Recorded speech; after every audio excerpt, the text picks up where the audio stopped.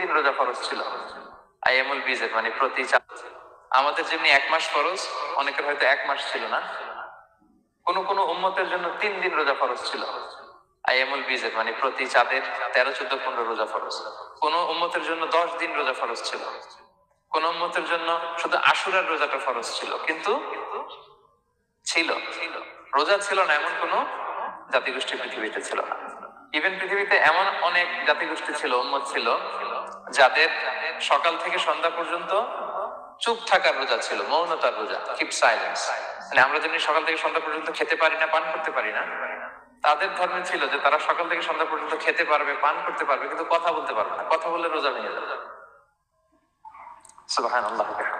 এটাকে বলে মৌনতার রোজা, চুপ থাকার রোজা।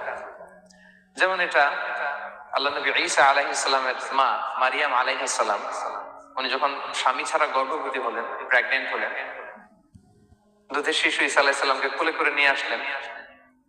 তো সবাই বলতে আরম্ভ করলো, মারিয়াম তুমি তো খুব ভালো মেয়ে বলে জানতাম, বিয়ে হয়নি, তো বেবি আসলো কোত্থেকে?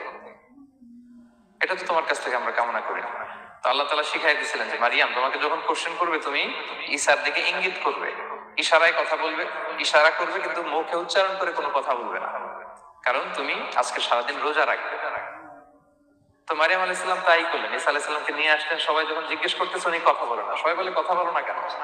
মারিয়াম আলাইহিস সালাম ছোট্ট ছেলের দিকে ইঙ্গিত করতেছেন আর এরকম বলতেছেন যে ইন্নী নাযারতু লিররহমানি সাওমা ফালান উকাল্লিমাল ইয়াওমা ইনসিয়া। আজকে আমি রোজা মানত করেছি, এজন্য আমি কারোর সাথে কথা বলতে পারবো না। ইঙ্গিত করে বোঝাচ্ছে আমি কি করতে পারবো না? কথা বলতে পারবো না। কারণ ওই উম্মতের বিধান ছিল খেতে পারবে, পান করতে পারবে, কি করতে পারবে না?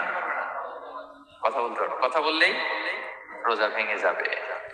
তো তাহলে কামা কুতিবা আলাল্লাযিনা মিন ক্বাবলিকুম, তোমাদের পূর্বে যত জাতিগোষ্ঠী ছিল তাদের সবার উপর সিয়াম ছিল, তবে সিয়ামের ধরন, এটার স্ট্রাকচার, এটার প্যাটার্ন ভিন্ন ছিল।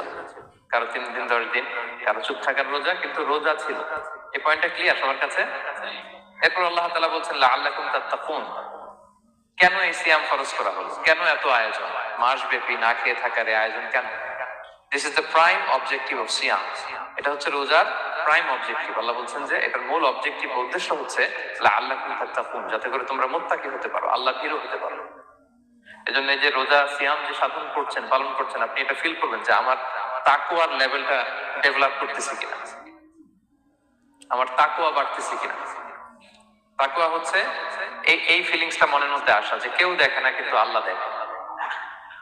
কেউ দেখে না, সবার চোখকে ফাঁকি দেওয়া যায়, কিন্তু ফাঁকি দেওয়া যায় না একজনের চোখ। কার চোখ? আল্লাহর চোখ কিন্তু ফাঁকি দেওয়া যায় না। এই জন্য শুধু সিয়ামের সাথে আল্লাহ স্পেশালি বলেছেন লাআল্লাকুম তাত্তাকুন, যাতে করে তোমরা মুত্তাকি হতে পারো। একটু খেয়াল করে দেখো, এই যে রমাদানে আমরা মাঝে মাঝে একা একা রুমের ভিতরে থাকি, ঘরে থাকি, খুব তৃষ্ণার্ত। আমি যদি বোতল ভরা পানি আছে, 2 ঢোক পানি খেয়ে ফেলি, কেউ বুঝবে?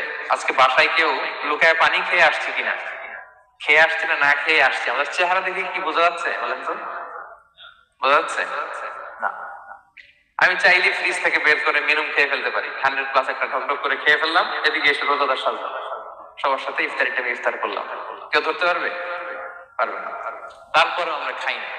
কেন খাই না? কারণ এই ফিলিংসটা আমাদের মধ্যে আছে। কেউ দেখে না, কিন্তু একজন দেখে। তিনি কে?